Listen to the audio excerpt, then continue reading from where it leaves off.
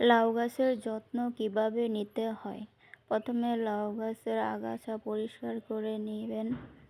এরপর গাছের গোড়া থেকে 8 থেকে 10 ইঞ্চি দূরে সামান্য গর্ত করে নেবেন।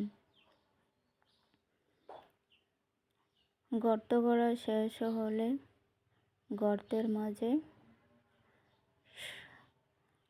লাল সার দিয়ে দিবেন।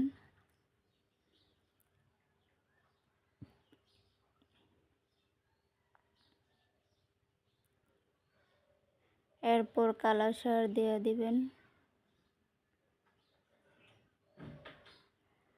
এবার গর্তটা মাটি দিয়ে ভরাট করে দিন।